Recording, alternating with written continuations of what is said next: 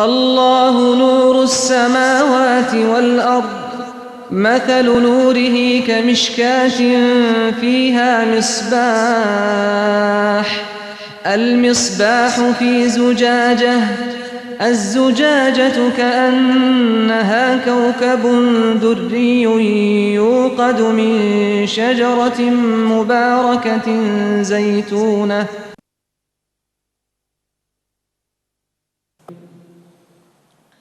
نحمده ونصلي على رسوله الكريم اما بعد فاعوذ بالله من الشيطان الرجيم بسم الله الرحمن الرحيم رب اشرح لي صدري ويسر لي امري واحلل عقدة من لساني يفقهوا قولي۔ ہماری آج کی گفتگو کا موضوع ہے خیانت اور چوری۔ اللہ تعالیٰ نے ہم انسانوں کے ذمے بہت سے فرائض اور ذمہ داریاں رکھی ہیں۔ ہمارا امتحان اسی بات کا ہے، دیکھا ہم سے یہ جا رہا ہے کہ ہم ان فرائض کو کس طرح پورا کرتے ہیں، ان ذمہ داریوں کو کس طرح ادا کرتے ہیں۔ کامیاب انسان وہ ہے جو ان ذمہ داریوں کو احسن طریقے سے پورا کرے، ان فرائض کو دل جمی سے ادا کرے، خواہ وہ حقوق اللہ کی قسم میں سے ہوں یا حقوق العباد کی قسم میں سے۔ خیانت اور چوری، اس کا تعلق حقوق اللہ سے بھی ہو سکتا ہے اور حقوق العباد سے بھی۔ آج ہم اس سلسلے میں قرآن و سنت کی تعلیمات آپ کے سامنے رکھتے ہیں۔ نبی صلی اللہ علیہ وسلم جب خطبہ ارشاد فرماتے تو لوگوں کو بار بار تاکید کرتے۔ ایک جملہ جو آپ بہت دہرایا کرتے تھے وہ یہ تھا کہ لا ایمان لمن لا امانت لہ، اس شخص کا تو ایمان ہی نہیں جس کے اندر امانت کا پاس نہیں۔ منافق کے نشانیوں میں سے ایک نشانی بھی خیانت کرنا بتائی گئی۔ منافق کی دیگر نشانیاں کہ جب وہ بات کرے تو جھوٹ بولے، وعدہ کرے تو خلاف کرے، اور جب اس کے سپرد کوئی امانت کی جائے تو اس میں خیانت کرے۔ اور جہاں تک خیانت کا معاملہ ہے تو اللہ تعالیٰ بڑی بڑی خیانتیں تو ایک طرف، نگاہوں تک کی خیانت کو جانتا ہے۔ قرآن پاک میں اللہ تعالیٰ فرماتے ہیں اللہ یعلم خائنۃ الاعین وما تخفی الصدور، اللہ تعالیٰ جانتا ہے نگاہوں کی خیانت کو اور جو کچھ دل چھپائے ہوئے ہیں، یعنی جو باتیں ہمارے سینوں میں ہوتی ہیں، ہماری نیتیں اور ارادے، ان سے بھی پوری طرح باخبر ہے۔ اور اگر کہیں نگاہ بھٹکتی ہے، نگاہ کی بھی خیانت ہوتی ہے تو وہ بھی اس کے علم میں آ جاتی ہے۔ قرآن پاک میں اہل ایمان کو واضح طور پر حکم دیا گیا کہ تم خیانت سے پرہیز کرو۔ سورۃ انفال میں آتا ہے یا ایھا الذین آمنوا لا تخونوا اللہ والرسول وتخونوا اماناتکم وانتم تعلمون، اے ایمان والو، اللہ اور رسول کی خیانت نہ کرو اور آپس کی امانتوں میں بھی جان بوجھ کر خیانت نہ کرو۔ یعنی تم جانتے ہو، تمہیں معلوم ہے کہ یہ کام نہیں کرنا چاہیے اور پھر تم کرو تو یہ بہت گناہ کی بات ہے۔ ایک حدیث سے پتہ چلتا ہے، حضرت ابن مسعود سے روایت ہے کہ آپ نے فرمایا کہ خدا کی راہ میں شہید ہو جانا ہر گناہ کا کفارہ ہو جاتا ہے، مگر امانت میں خیانت کرنے کا گناہ معاف نہیں ہو سکتا۔ قیامت کے دن بندے کو لایا جائے گا، یعنی شہید کو لایا جائے گا، اگرچہ وہ خدا کی راہ میں شہید ہوا لیکن اس نے امانت ادا نہیں کی، تو اس بددیانت سے کہا جائے گا اد امانتک، اپنی امانت ادا کرو۔ وہ عرض کرے گا اے رب کیف وقد ذہبت الدنیا، کہ یا اللہ اب وہ کیسے اور کہاں سے لاؤں، دنیا تو ختم ہو چکی، وہ امانت حقدار تک کہاں پہنچاؤں؟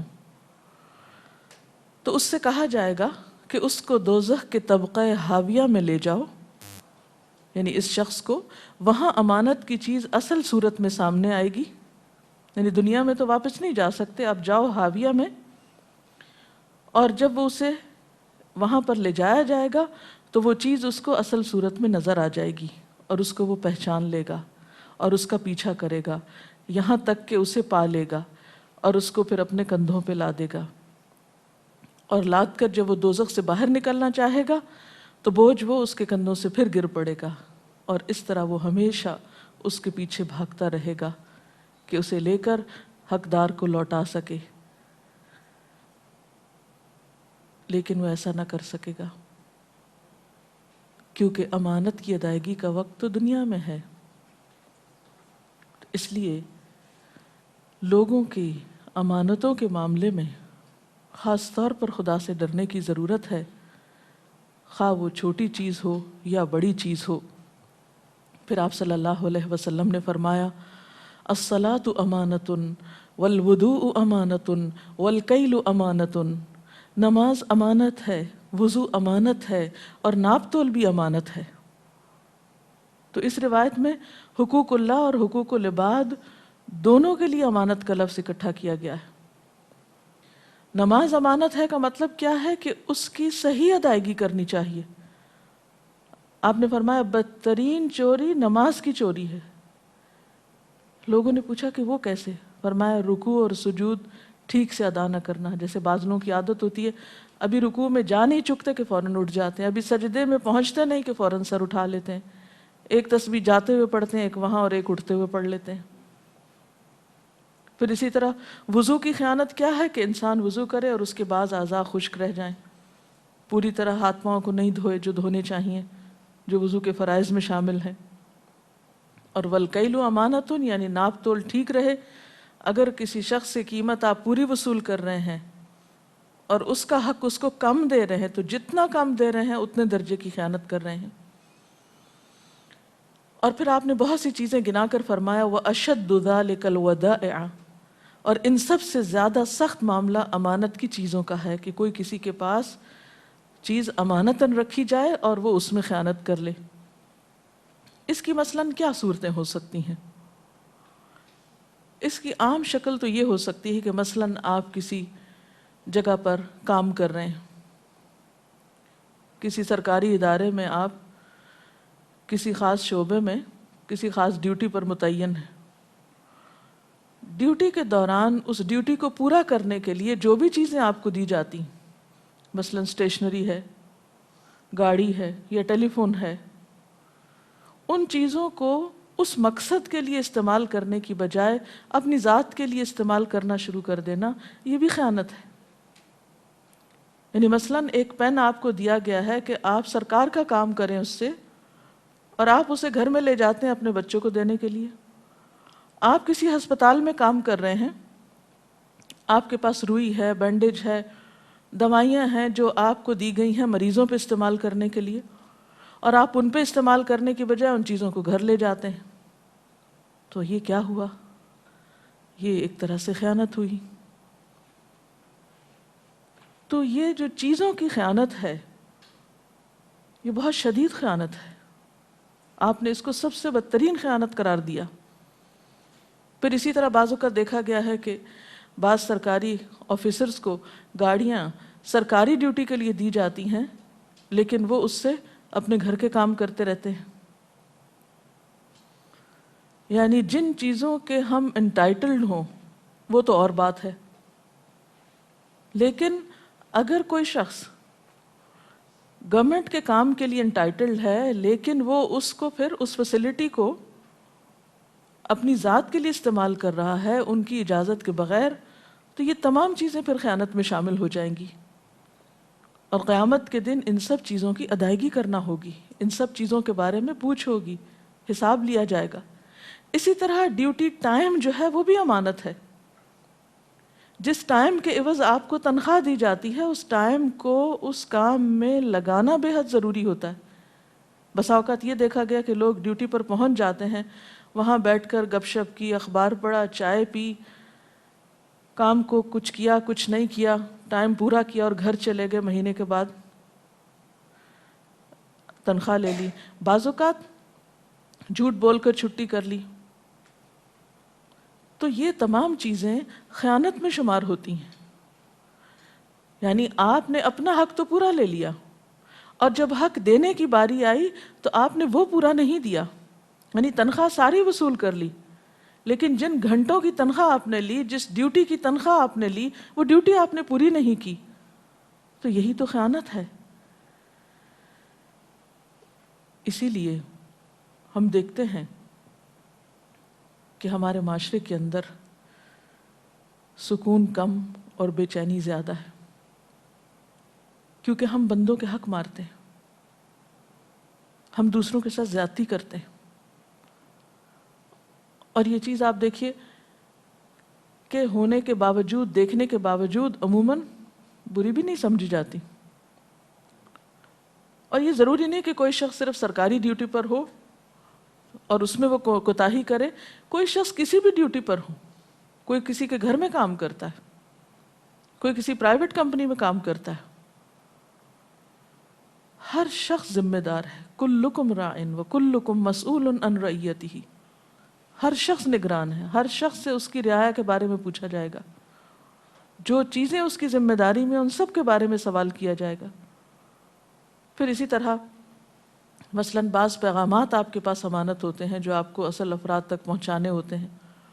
بعض لوگ صدقے کی تقسیم کے کام پر مامور ہوتے ہیں، وہ لوگوں سے چیز جمع کر لیتے ہیں، پھر دوسرے غریبوں تک ان کو پہنچانی ہوتی ہے، اس میں پھر کوتاہی کرتے ہیں، ان کا حق مار دیتے ہیں. تو کوئی شخص مثلاً ایک ڈاک کے محکمے میں کوئی شخص کام کرتا ہے تو جتنی بھی ڈاک اس کے ہاتھ میں ہے اسے لوگوں تک پہنچانا، جن کے نام وہ خط ہیں وہ سارے خط اس کے پاس امانت ہے. اگر ایک خط میں بھی وہ کوتاہی کرتا ہے، جان بوجھ کے غفلت برتتا ہے یا اس کو ضائع کرنے کا سبب بنتا ہے، تو اس کے بارے میں پوچھ ہوگی. اور آپ سب جانتے ہیں کہ اللہ تعالیٰ اپنے حقوق تو معاف کر دیں گے، لیکن بندوں کے حق جب تک بندے معاف نہیں کریں گے اس وقت تک معاف نہیں ہوں گے. اور یہ بات دنیا میں تجربے سے آپ دیکھ سکتے ہیں کہ بندوں کو منانا بڑا مشکل کام ہوتا ہے. جب آپ منانے کے لیے، مثلا کوئی آپ سے روٹھ گیا، آپ اس کو منانے کے لیے جاتے ہیں، وہ ادھر منہ کرتا ہے، وہ ادھر منہ کرتا ہے، وہ گھر کا دروازہ بند کر لیتا ہے، وہ آپ سے بات نہیں کرنا چاہتا، وہ معاف کرنے کی بجائے اور ناراضگی کا اظہار کرتا ہے. تو بندوں کا معاملہ تو ہم سب دیکھتے ہیں کہ بندے ہمارے ساتھ کیا سلوک کرتے ہیں. اگر دنیا میں ان کا یہ سلوک ہے تو قیامت کے دن تو ماں باپ بھی نہیں پوچھیں گے. یوم یفر المرء من اخیہ و امہ و ابیہ و صاحبتہ و بنیہ لکل امرئ منہم یومئذ شأن یغنیہ. جس دن انسان بھاگے گا اپنے ہی بھائی سے، اپنے ہی باپ سے، اپنی ہی ماں سے، اپنے ہی بیٹے سے، اپنی ہی بیوی سے. ہر شخص کو اپنی ایسی حالت پڑی ہوگی جو اسے دوسرے سے بے نیاز کر دے گی. کوئی کسی کو نہیں پوچھے گا، عزیز ترین رشتہ دار بھی کام نہیں آئیں گے. تو اس صورت میں ہم سب کو اپنی اپنی ذمہ داریاں جاننے کی ضرورت ہے اور پھر ان کو صحیح طور پر ادا کرنے کی ضرورت ہے. اور پھر جب ذمہ داری دینے کی بات آئے تو اس وقت بھی اللہ تعالیٰ کا کیا حکم ہے؟ ان اللہ یأمرکم ان تؤدوا الامانات الی اہلہا. بے شک اللہ تم کو حکم دیتا ہے کہ امانتیں ان کے اہل کے سپرد کرو. جو لوگ امانت کو ادا نہ کر سکیں، کم عمری کی وجہ سے، کم عقلی کی وجہ سے یا کسی اور عذر کی بنا پر، تو ایسے لوگوں کے سپرد امانت کرنی بھی نہیں چاہیے. نہ اہل لوگوں کے سپرد کوئی امانت کرنا بھی ایک جرم ہے. حدیث پاک میں آتا ہے اذا ضیعت الامانۃ فانتظر الساعہ. جب امانت ضائع کر دی جانے لگے تو پھر قیامت کا انتظار کرو کہ پھر وہ قریب آ لگی ہے. کسی نے کہا کہ امانت کس طرح ضائع ہوگی؟ تو آپ صلی اللہ علیہ وسلم نے فرمایا اذا وسد الامر الى غیر اہلہا. جب معاملہ یا امانت نااہل کے سپرد کر دی گئی۔ نبی صلی اللہ علیہ وسلم نے فرمایا سب سے اچھا میرا زمانہ ہے، پھر وہ زمانہ جو اس کے بعد آئے گا، پھر ایسا زمانہ آئے گا کہ لوگ بغیر گواہ بنائے گواہی دیں گے اور امانتوں میں خیانت کریں گے اور امانت دار نہیں بنیں گے اور نظر مانیں گے اور پوری نہیں کریں گے۔ یعنی جب کوئی مصیبت آئی، مشکل آئی، جلدی سے نظر مان لی، اور جب مصیبت ٹل گئی تو نظر کو بھی بھول گئے۔ تو اس سے کیا پتہ چلتا ہے کہ یہ تمام چیزیں بد اخلاقی میں شمار ہوتی ہیں، بد دیانتی میں شمار ہوتی ہیں، بے دینی کی علامت ہے۔ ان چیزوں سے پرہیز کرنے کی ضرورت ہے۔ نبی صلی اللہ علیہ وسلم جن بری چیزوں سے پناہ مانگا کرتے تھے ان میں سے ایک خیانت بھی ہے۔ آپ کی دعا ہے اللہم انی اعوذ بک من الجوع، اے اللہ میں اپنے آپ کو تیری پناہ میں دیتا ہوں بھوک سے، فإنہا بئس الضجیع، کیونکہ وہ بدترین ساتھی ہے، بدترین ہم نشین ہے، وَأَعُوذُ بِكَ مِنَ الْخِيَانَةِ، او اللہ میں تیری پناہ میں آتا ہوں خیانت سے، اللہ مجھے خیانت سے بچا لینا۔ اللہم انی اعوذ بک من الجوع فإنہا بئس الضجیع وأعوذ بک من الخیانہ فإنہا بئست البطانہ، اے اللہ میں بھوک اور فاقے سے تیری پناہ مانگتا ہوں کیونکہ وہ بدترین ہم نشین ہے، اور خیانت سے تیری پناہ چاہتا ہوں کیونکہ وہ بہت ہی برا رفیق ہے۔ یعنی کسی کے اندر خیانت کی عادت ہو تو یہ بدترین عادت ہے۔ اسی طرح بسا اوقات انسان کسی کے مال میں سے چھپا کر کچھ نکال لیتا ہے تو یہ چوری کہلاتی ہے۔ یعنی کسی کی اجازت اور اس کی مرضی اور اس کی رضامندی کے بغیر اس کا مال لے لینا اور چھپا کے نکال لینا، یہ چوری کہلاتا ہے، اور یہ بھی بدترین قسم کا گناہ ہے۔ قرآن پاک میں اللہ تعالیٰ فرماتے ہیں وَمَا كَانَ لِنَبِيٍّ أَن يَغُلَّ، خیانت کے علاوہ کسی کی چیز اس کی مرضی، اس کی رضامندی کے بغیر اس کے مال میں سے چپکے سے لے لینا، چھپا کے نکال لینا، خاموشی سے لے لینا کہ اس کو پتہ بھی نہ چلے اور مال صاحب مال کی ملکیت میں ہو۔ خیانت میں تو وہ مال آپ کے پاس ہے اور اس میں آپ کمی کر رہے ہیں، یا وقت آپ کے پاس ہے اور اس میں کمی کر رہے ہیں، لیکن چوری میں یہ ہے کہ مال صاحب مال کے پاس ہے اور آپ چپکے سے اس سے کچھ نکال رہے ہیں اس کو بتائے بغیر یا اس کی غیر موجودگی میں، تو یہ بھی بدترین جرم ہے، اور اتنا بڑا جرم ہے کہ جس پر قرآن پاک میں حد جاری کرنے کا حکم ہے، السارق والسارقۃ فاقطعوا ایدیہما، کہ چور خواہ مرد ہو یا عورت ان دونوں کا ہاتھ کاٹو۔ اور آخر میں غصب، کہ زبردستی کسی سے اس کا مال ہتھیا لینا۔ اس کے بارے میں ایک حدیث میں آتا ہے جس نے کسی کی ایک بالش زمین ناجائز دبائی تو قیامت کے دن 7 زمینوں کا طوق لیے ہوئے اٹھے گا۔ تو اللہ تعالیٰ سے دعا ہے کہ وہ ہمارے معاشرے کو ان خرابیوں سے پاک فرما دے۔ اگر اس سلسلے میں آپ کے ذہن میں کوئی سوال ہو تو آپ کر سکتے ہیں۔ کیا یہ بھی چوری شمار ہوگی کہ کوئی عورت یا کوئی بیوی اپنے میاں کی جیب سے اس کو بتائے بغیر کچھ نکال لے اور اپنی مرضی سے خرچ کرے یا اسی کے گھر والوں پہ خرچ کرے؟ اس میں آپ دیکھیے کہ ایک تو شوہر اور بیوی کا باہم اعتماد ہوتا ہے، دونوں کے مثلاً اکاؤنٹس جوائنٹ ہیں یا پیسے گھر میں ضرورت کے اور خرچے کے ایک جگہ پر رکھے ہوئے ہیں، اس میں سے شوہر بھی نکال رہا ہے، بیوی بھی نکال رہی ہے، دونوں کا باہم ایک خاموش انڈرسٹینڈنگ ہے، یا شوہر بیوی کو کچھ رقم دے دیتا ہے کہ یہ جہاں چاہو تم استعمال کرو، تو ایسے مال کو تو وہ جہاں چاہے، خواہ مال شوہر کا ہے وہ استعمال کر سکتی ہے۔ لیکن اگر شوہر نے کہیں الگ کچھ پیسے اپنے طور پر رکھے ہوئے ہیں جن کے بارے میں بیوی کو پتہ ہے کہ شوہر اس میں سے لینا پسند نہیں کرے گا، تو ایسی صورت میں بیوی کو خاموشی سے پیسے نہیں نکالنے چاہیے۔ تھوڑا بہت آپس کی انڈرسٹینڈنگ سے لین دین اس میں قباحت نہیں، لیکن بڑی رقمیں اس طرح دھوکے سے نکال لینا اور پھر اپنی مرضی سے خرچ کرنا، تو خواہ یہ شوہر کا مال ہی کیوں نہ ہو یا وائس ورثہ بیوی کا مال ہی کیوں نہ ہو، اس طرح تصرف کی اجازت نہیں۔ اگر کسی نے امانت رکھوائی ہو کسی کے پاس اور اس کا اچانک انتقال ہو جاتا ہے تو اس کا کوئی وارث بھی نہ ہو، اس کو واپس امانت لوٹانی ہو، تو ایسی صورت میں کیا کرنا چاہیے؟ یعنی کوئی بھی وارث نہیں، آخر کوئی قریب دور کا کوئی نہ کوئی رشتہ دار یا کوئی نہ کوئی تو ہوگا. اگر بالکل کوئی بھی نہیں تو پھر بیت المال میں جمع ہو جائے گی. جو خیانتیں ہم سے ہو چکی ہیں اب اس کے لیے کیا کریں؟ خاص طور پر جیسے وقت ہے یا ایسی چیزیں جو اب لوٹائی نہ جا سکتی ہوں، تو اس کے لیے اس میں دو چیزیں ہیں. ایک تو یہ کہ اگر حقوق العباد میں سے کچھ چیزوں کی خیانت ہو چکی ہے تو ان چیزوں کو اگر ان کے مالک زندہ ہیں تو لوٹانے کی کوشش کی جائے، اور اگر زندہ نہیں تو اس کے عوض کچھ نہ کچھ ان کے طرف سے صدقہ خیرات کیا جائے.